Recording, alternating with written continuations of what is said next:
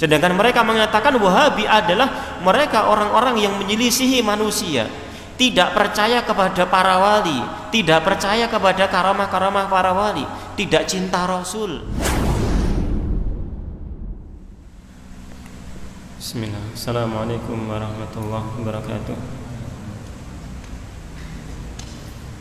Innal hamdalillah nahmaduhu wa nasta'inuhu wa nastaghfiruh. Wa na'udzu billahi min syururi anfusina wa min sayyiati a'malina. May yahdihillahu fala mudilla lahu wa may yudlil fala hadiya lahu. Asyhadu an la ilaha illallah wahdahu la syarika lahu wa asyhadu anna Muhammadan abduhu wa rasuluh. Allahumma salli wa sallim wa barik ala nabiyyina Muhammad wa ala alihi wa ashabihi wa man tabi'ahum bi ihsanin ila yaumiddin, amma ba'd. Ma'asyiral muslimin wal muslimat rahimani wa rahimakumullah. Alhamdulillah, kita bersyukur kepada Allah Subhanahu wa taala yang senantiasa memberikan banyak nikmatnya kepada kita semuanya. Dan alhamdulillah di malam ini, di suasana yang dingin kota Jogja, di kota Pakem, ya, kita dikumpulkan oleh Allah Subhanahu wa taala, yang mudah-mudahan pertemuan kita di malam hari ini dicatat oleh Allah Subhanahu wa taala sebagai sebuah kebaikan yang nanti akan menjadi pemberat untuk kita ketika kita bertemu dengan Allah Subhanahu wa taala. Amin ya rabbal alamin. Salawat serta salam mudah-mudahan senantiasa tercurahkan kepada uswatun hasanah kita, suri tauladan kita, Nabiullah Nabi Muhammad sallallahu alaihi wasallam, kepada keluarga beliau, sahabat-sahabat beliau, dan kepada seluruh kaum muslimin yang senantiasa mengikuti petunjuk beliau dengan baik. Kaum muslimin wal muslimat rahimani wa rahimakumullah, di kesempatan malam hari ini kita insyaallah dengan mengharap kemudahan dari Allah Subhanahu wa taala, kita mencoba untuk melanjutkan kembali pembahasan kita berkenaan dengan Al-Firqatun Najiyah, manhaj Al-Firqatun Najiyah, Taifah Al-Mansurah, jalan beragama yang telah ditempuh oleh kelompok yang dijanjikan selamat oleh Allah Subhanahu wa taala dan dijanjikan ditolong oleh Allah Subhanahu wa taala. Dan di kesempatan malam hari ini kita sudah sampai di pembahasan tentang ma makna Wahabi. Apa yang dimaksud dengan Wahabi? Maka judul kajian kita adalah tentang Wahabi, gitu ya. Nama yang kalau kita dengar itu serem ya. Padahal itu adalah diambil dari salah satu nama di antara nama-nama Allah Subhanahu wa taala, Al-Wahhab. Ya, zat yang Maha memberi. Ya, zat yang memberi kepada kita semuanya, rezeki kita semuanya, kesehatan kita semuanya, ya, agama kita, keistiqomahan sampai saat ini di sini, semua adalah berasal dari zat yang Maha memberi kepada kita, Al-Wahhab. Ya, Allah Subhanahu wa ta'ala. Akan tetapi nama tersebut, nama Wahhab yang disandarkan kepada salah satu nama di antara nama-nama Allah ini diinginkan bukan untuk disematkan kebaikan. Ya. Sebagian orang menyatakan kelompok Wahabi demikian adalah untuk menuding keburukan. Ya, ini. Sebagaimana di sini beliau akan membawakan kepada kita sebuah kisah tentang beliau sendiri, ya, Syekh Muhammad bin Jamil Zainu, yang beliau alami sendiri, kisah dari beliau. Ya, ini kita akan membaca kisah beliau dan mengambil pelajaran dari apa yang beliau sampaikan kepada kita. Namun sebelumnya beliau mengatakan sebagai mukadimah pembahasan ini, beliau mengatakan bahwasannya manusia ya i'tadan nasu an yutliku kalimata wahabiyyin ala kulli man yukhalifu adatahum. Ya. Manusia mereka sudah terbiasa menggunakan kata kalimat wahabi untuk melabeli setiap orang yang menyelisihi kebiasaan manusia, kebiasaan umum. Wa mu'taqadatihim, menyelisihi keyakinan mereka. Dan wa bid'ahum, dan menyelisihi kebid'ahan yang terjadi di tengah-tengah mereka.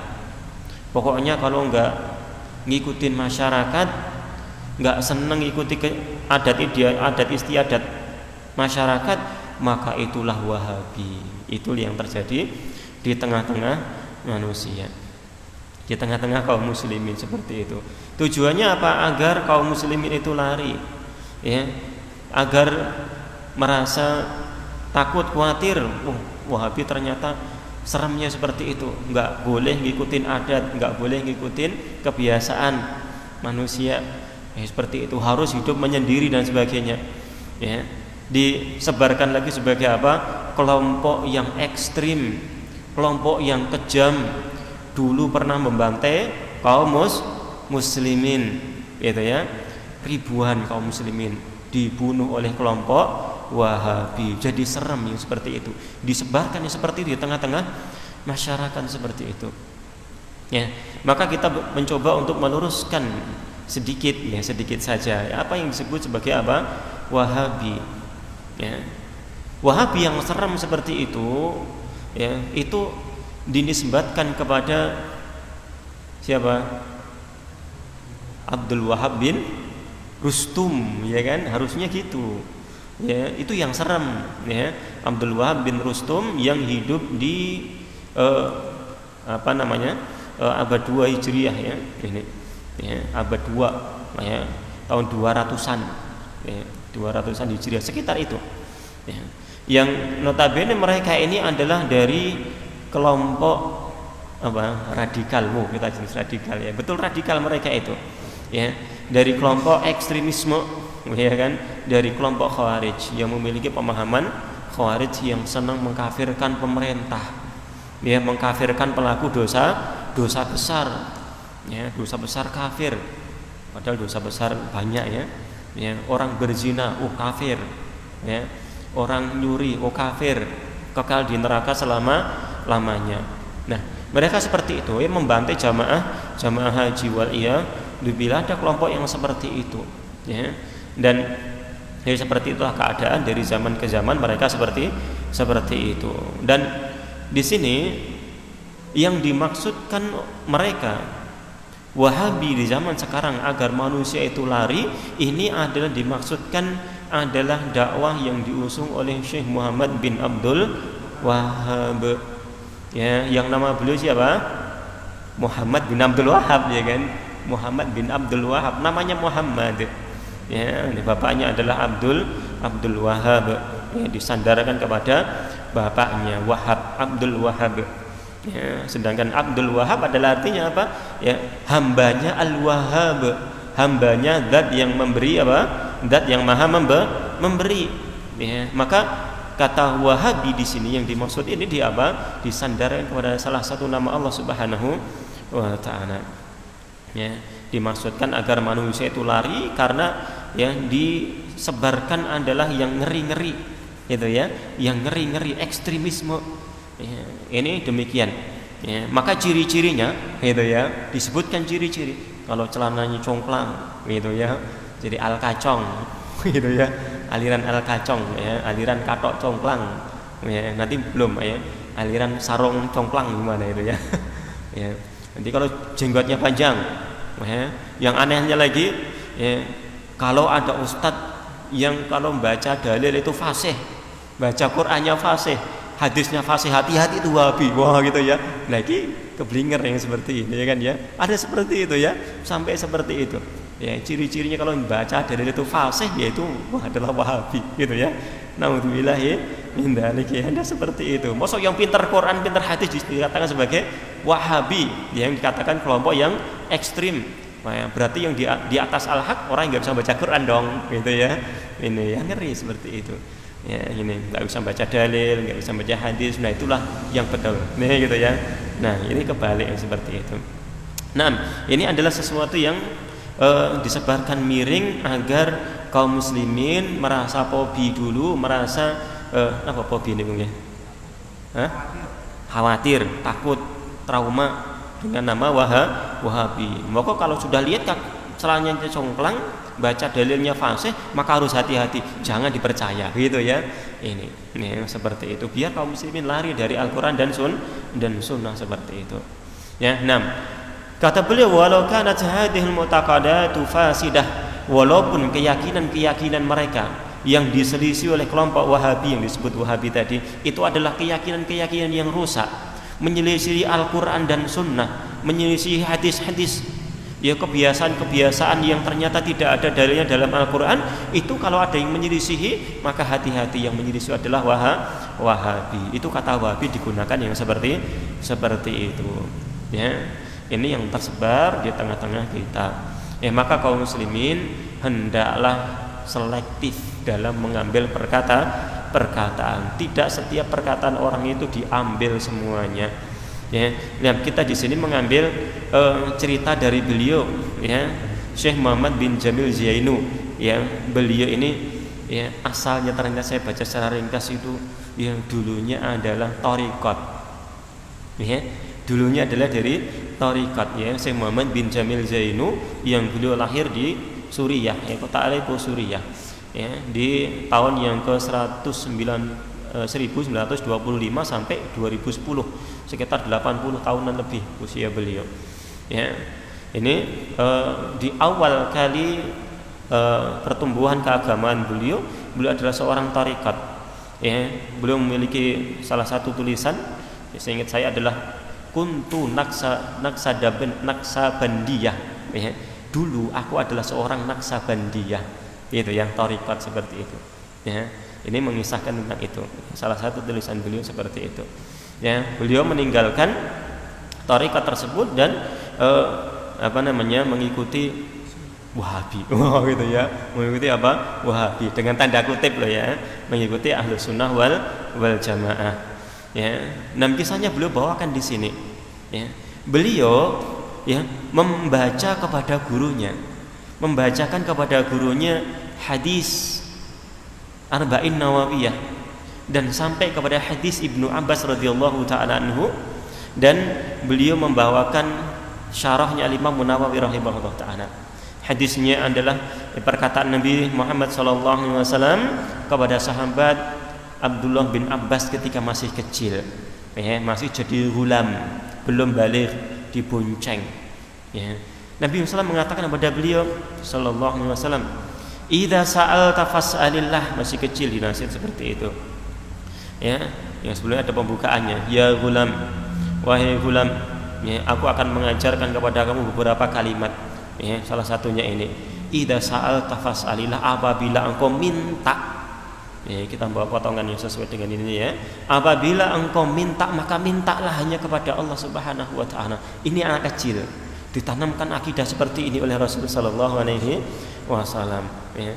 Wa idza sta'anta fasta'in billah, dan apabila engkau itu memohon pertolongan, maka mohonlah pertolongan hanya kepada Allah Subhanahu wa taala. Ya, ini. Nah, sampai di hadis ini dibacakan kepada gurunya, ya, gurunya loh ya, kepada gurunya. Ya, maka beliau merasa takjub dengan syarah yang diberikan oleh Al-Imam Nawawi rahimahullah ta'ala.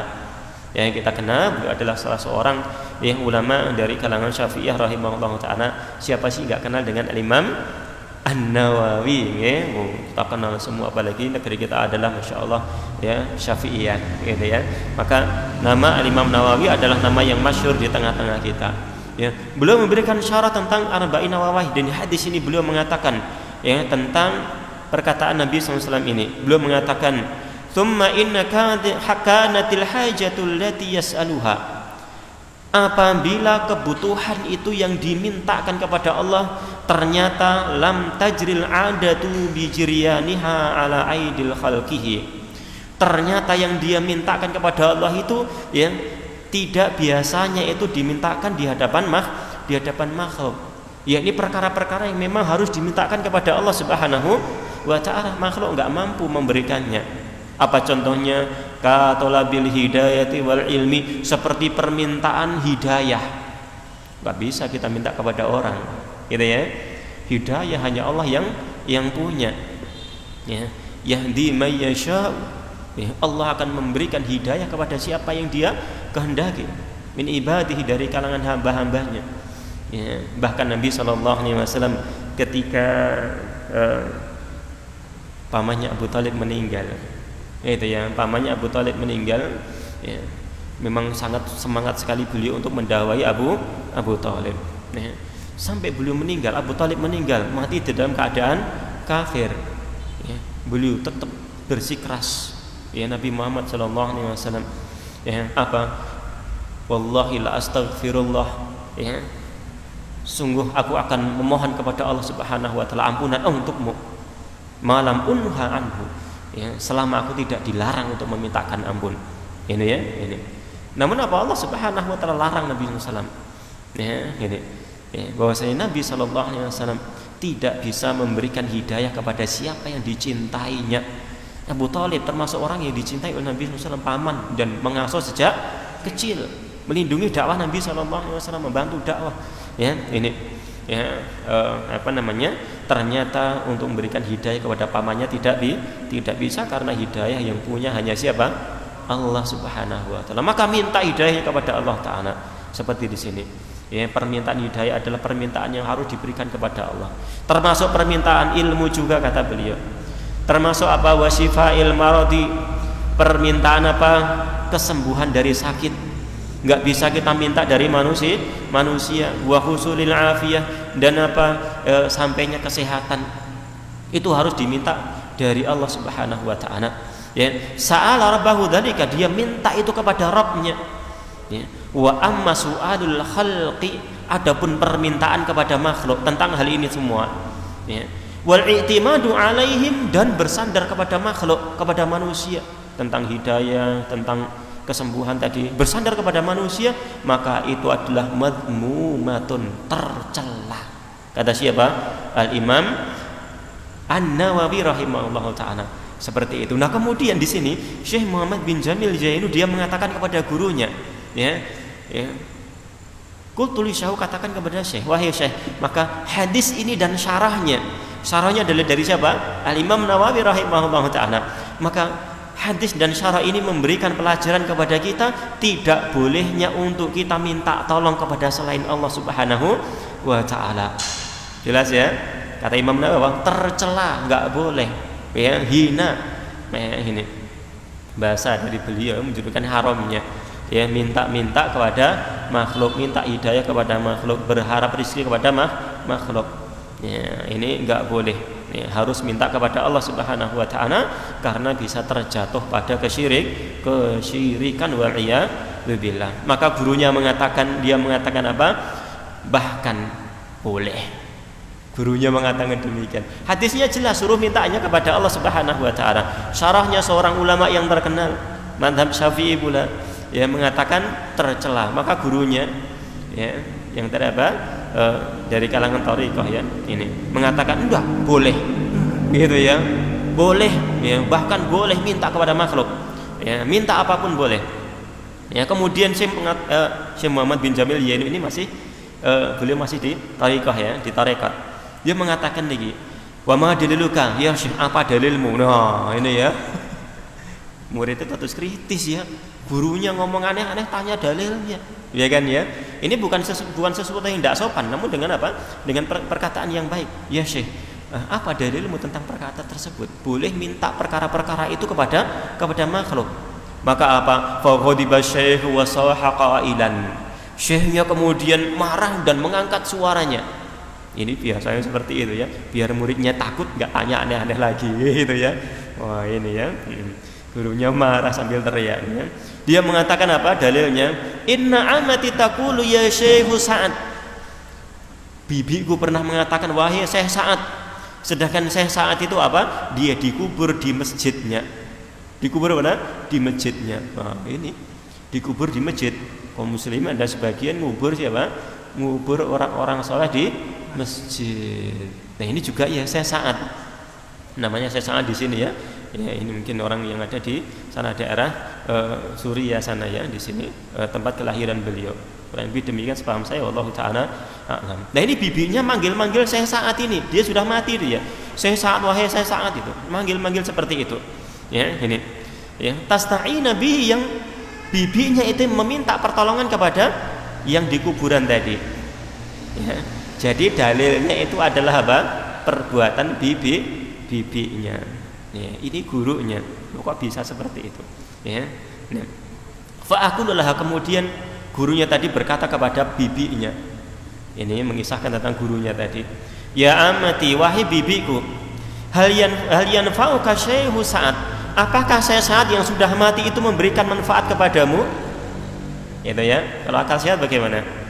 Sudah mati, bisakah memberikan manfaat? Dia minta tolong kepada yang sudah mati? Tidak. Gitu ya. Sekali-kali tidak. Maka kemudian bibinya menjawab, ya. Bibinya mengatakan, ad'uhu, aku memohon kepada dirinya yang ada di kuburan itu. Fayatadakhalu 'ala Allahi fayashfiyani.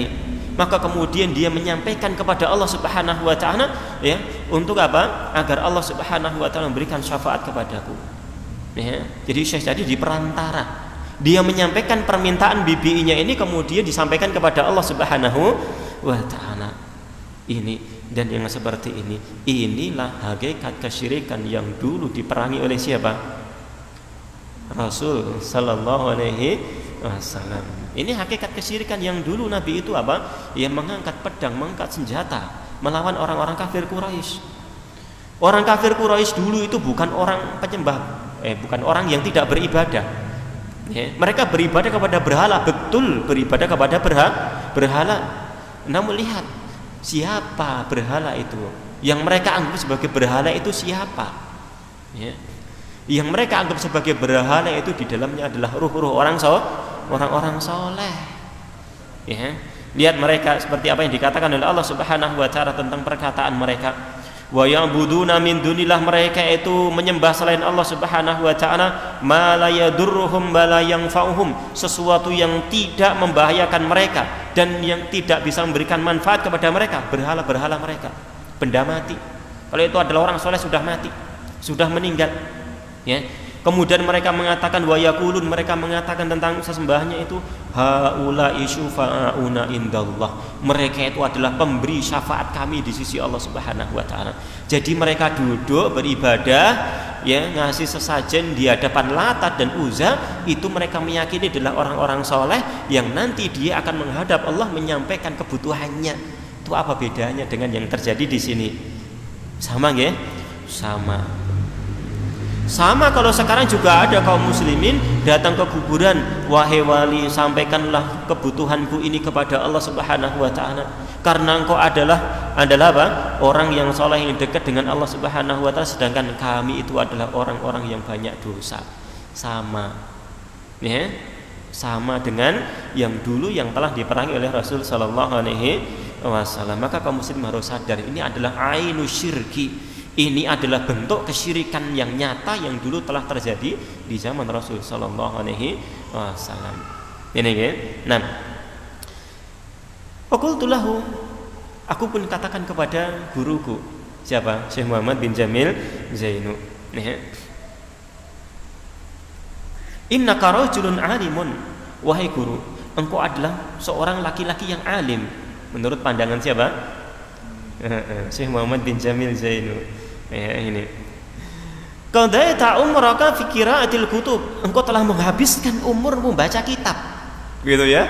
Umurnya habis membaca kitab-kitab para ulama. Summa ta'khudhu aqidataka min ammatika jahilah. Kemudian malah engkau mengambil akidahmu dari bibimu yang bodoh itu. Wah, ini bisa menghukumi bodoh ini ya. Wah, ini ya kamu gitu ya. Kalau ini murid yang seperti apa ini? Ya, gurunya mesti marah nih. Engkau murid kayaknya yang kurang-kurang adab, jadi gitu ya. Ya, ini ya. Nama sekali tadi ya. seorang murid itu harus kritis. Ahlussunnah itu diajari kritis. Ya, ini jangan menerima apapun yang disampaikan Ustaz, pikir dulu, sampaikan, ya, cocokkan dengan kebenaran. Kalau sesuai dengan Al-Qur'an Sunnah ambil, kalau tidak tinggalkan. Ya, Ustaz nggak punya patokannya. Oh, makanya ngaji tempat lain, ya kan? Ngaji tempat lain, jangan di sini toh, ya kan ya? Jangan-jangan saya salah tuh nggak tahu, ya kan ya?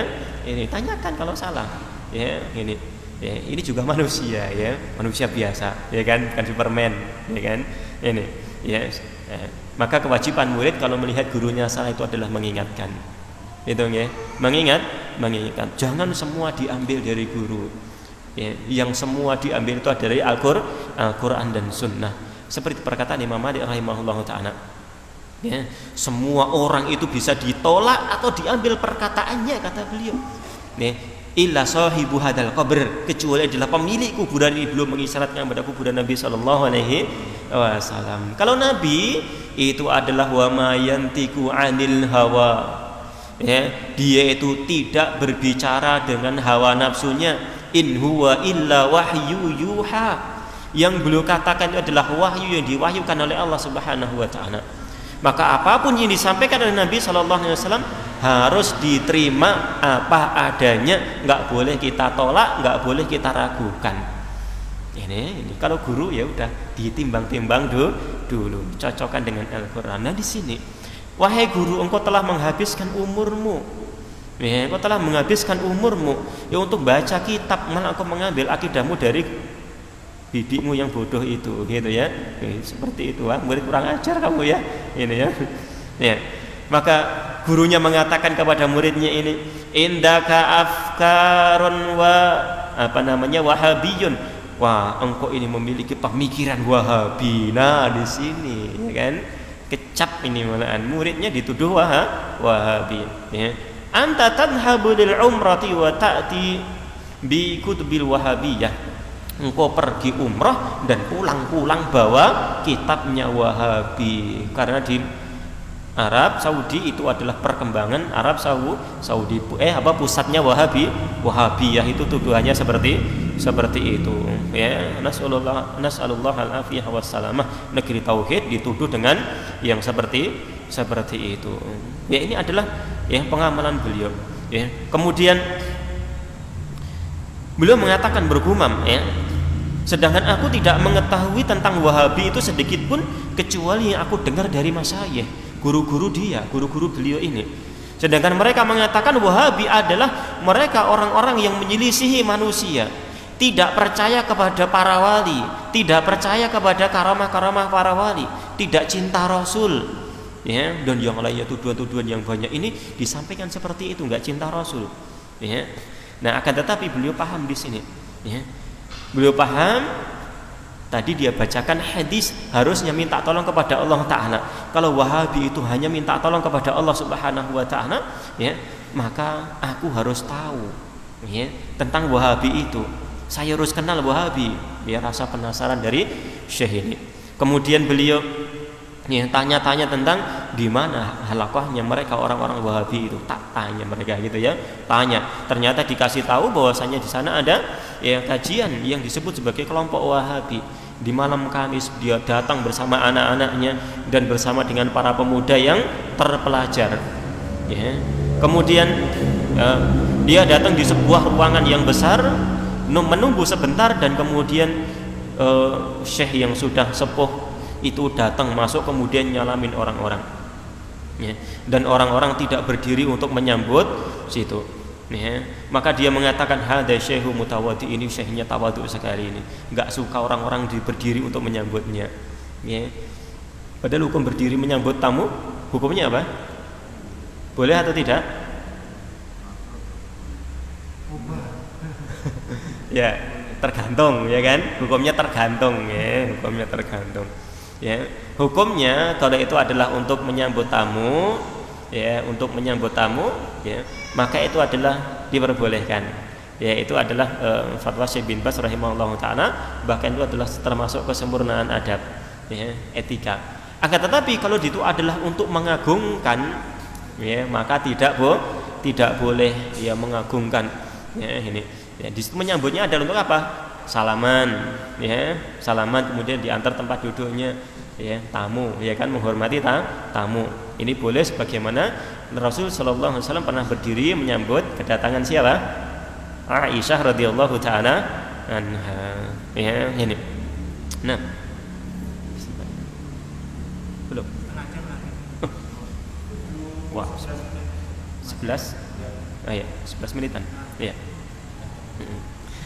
Di sini sering cerita kemudian Syekh memberikan mukadimahnya innal hamdalillah, mukadimah yang sudah diciri ya kan ya. Wah, kalau sudah innal hamdalillah, wah itu ya. Wah, hati-hati, itu adalah ciri-cirinya Wahabi. Padahal Rasul itu menggunakan itu ya. Nih, ya seringnya Nabi sallallahu alaihi wasallam membuka pengajian, ya membuka nasihat, ya, sampaikan kepada manusia, ya membuka khutbahnya dengan apa? Innal hamdalillahi nahmaduh, seperti itu dan seterusnya. Ya, ini yang beliau membuka dengan itu, ya. Kemudian di dalam khutbahnya beliau mulai menyampaikan pelajaran-pelajaran tentang hadis. Ya, beliau bawakan hadis, perawi-perawinya beliau jelaskan, beliau menyampaikan dengan bahasa Arab, di situ disampaikan oleh beliau, dan tidaklah beliau menyebut nama Rasul sallallahu alaihi wasallam, maka beliau pun bersolawat. Ini katanya benci dengan Rasul, enggak cinta dengan Rasul. Setiap baca nama Nabi Muhammad apa? Bersolawat. Wah, berarti tuduhan tok ini sudah gitu ya. Mungkin seperti itu. Ya, ini. Ya, karena Ahlussunnah wal Jamaah mereka apa? Senantiasa memegang sabda Nabi sallallahu alaihi wasallam. Sedangkan Nabi Muhammad sallallahu alaihi wasallam mengatakan al-bakhilu, seorang yang bakhil, yang cetil, betitil, gitu ya. Ini adalah mandukirtu indahu, seseorang yang aku disebut di sisinya, ya. Falam yusalli alayya, dia tidak bersolawat untukku. Wah, ini cetil, ya kan ya, pelit. Jadi pelit itu bukan berarti ya nggak mau sedekah ya. Ternyata nggak mau solawat ketika nama Nabi Muhammad sallallahu alaihi wasallam dikatakan sebagai apa? Orang yang cetil, kata Nabi sallallahu alaihi wasallam. Ya, maka beliau seperti itu. Ya, setiap kali menyebut nama beliau bersolawat. Ya, kemudian di akhir halaqah diberikan pertanyaan-pertanyaan melalui apa? Melalui kertas. Ya, beliau jawab semua pertanyaan dan kemudian ditutup dengan menggunakan solawat lagi. Ya, ini. Dan setelah para penanya menanyakan, maka Syekh mengatakan, ya, alhamdulillahi ala annana muslimun, kata beliau. Alhamdulillah, segala puji bagi Allah, kita telah menjadi orang-orang muslim, insyaallah. Wassalafiyun, gitu ya. Dan kita juga menjadi orang salafi.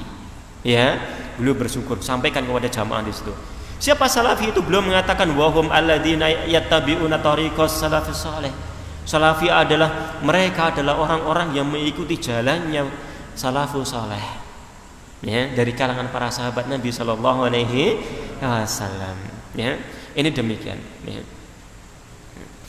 Wa ba'dun nasi, sedangkan manusia mengatakan, syekhnya ini mengatakan di majelisnya itu, sebagian manusia mengatakan innana wahabiyun, kita ini dituduh sebagai Wahabi, ya. Wa hadza tanabuzum bil alqab, sedangkan ini termasuk ya menjuluki dengan julukan yang jelek, kata beliau. Sebagaimana telah dilarang oleh Allah Subhanahu wa taala, wala tanabazu bil alqab, janganlah kalian memberikan gelar-gelar yang buruk kepada kaum muslimin. Ya. Ini beliau membawakan hal ini.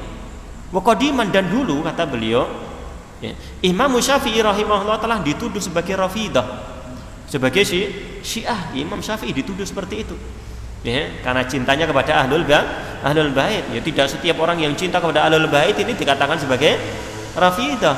Siapa yang enggak cinta dengan keluarga Nabi sallallahu alaihi wasallam? Kurang imannya, gitu ya. Kurang apa? Kurang imannya. Kita harus cinta kepada Nabi sallallahu alaihi wasallam, kepada keluarga beliau.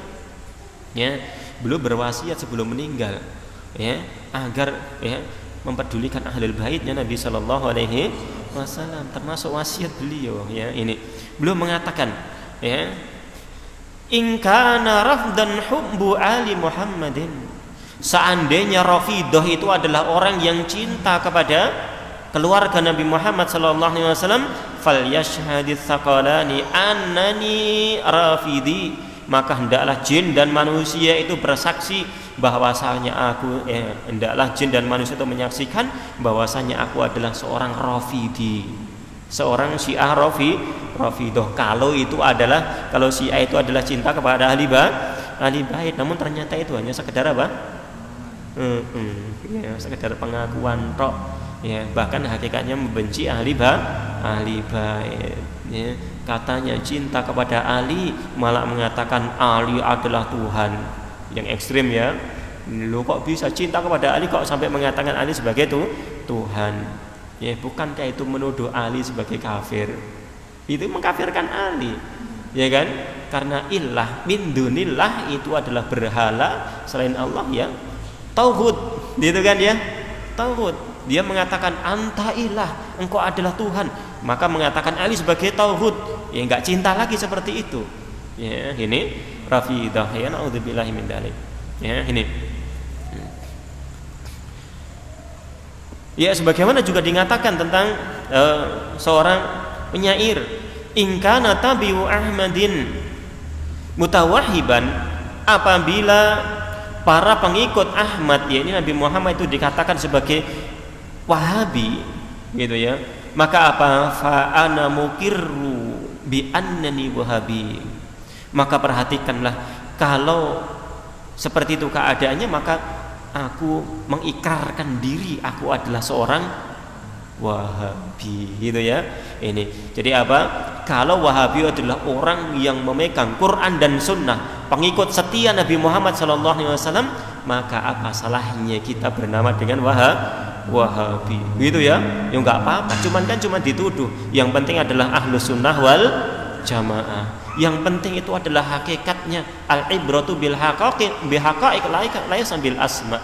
Pelajaran yang sebenarnya itu adalah dengan hakikatnya sesuatu, bukan hanya penamaan. Kalau dituduh itu tidak apa-apa. Kalau kita dikatakan sebagai Wahabi karena sikap kita berpegang kuat dengan sunnah, maka nggak apa-apa. Ya, banggalah Anda sebagai orang Wahabi karena mengikuti Al-Quran dan Sunnah. Demikian wallahu ta'ala kisah beliau tentang apa?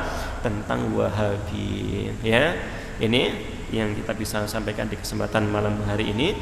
Mudah-mudahan yang bisa memberikan semangat kepada kita. Jangan takut dengan kata Wahabi, itu hanya tuduhan. Ya, hendaklah semangat untuk mempelajari Al-Quran dan Sunnah dan untuk mengamalkannya.